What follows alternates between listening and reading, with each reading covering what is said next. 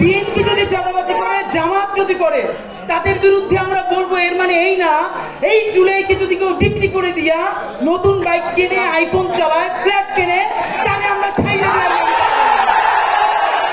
সুতরাং এই নতুন বাংলাদেশের রাজনীতি হবে শতভাগ সততা এবং ইনসাফের রাজনীতি।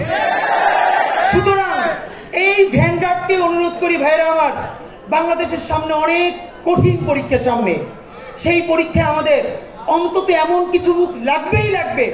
18 কোটি মানুষ চক্ষু বন্ধ করে যেন বলতে পারে দুনিয়া উল্টে যেতে পারে, কিন্তু এই ছেলে কয়টা, এই মেয়ে কয়টা জীবনেও করাপশন করবে না, দেশ অন্য কারো কাছে বিক্রি করে দিবে না। এই জুলাই ওয়ারিয়ার্স এর কাছে আমাদের যেসব ভাই বোন আছেন, আসেন রাষ্ট্র যা যা সংস্কার করে করুক। আমি আজকে আপনাদের সামনে ওয়াদা করছি, পারলে আমরা 100 জন ওয়াদা করি যে সবাইকে নিজের সংস্কার করি চলেন।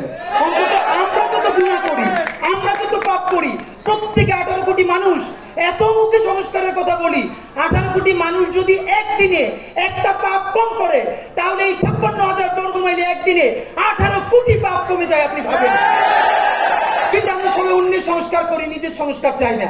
সুতরাং চলেন এই যে আরেকটা কথা, প্লিজ কেউ নিজেরে ফোন দিয়ে বলে ভাই আমি একজন জুলাই যোদ্ধা, এটাকে মুক্তিযুদ্ধ ব্যবসার মতো। ভাই একটু ফোন দিয়ে বলবে আপনি কে, বলে ভাই আমি একজন জুলাই যোদ্ধা, মানে কি? কোন জুলাই যোদ্ধার মধ্যে এইসব বলা চলবে না। সবাই বাংলাদেশের নাগরিক। আপনার সমস্যা থাকলে নাগরিক প্রশ্ন ডিল করবেন, জুলাই যোদ্ধা নিয়ে এক্সট্রা কোনো অ্যাডভান্টেজ নীতি কাউকে দেওয়া হবে না। সুতরাং যেই জুলাই শুরু হয়েছিল, ভবিষ্যতের ইনসাফের বাংলাদেশ বিনির্মিত হওয়ার আগ পর্যন্ত আমাদের জান পরাণ দিয়ে হলেও সেই জুলাই চলছে, সেই জুলাই চলবে।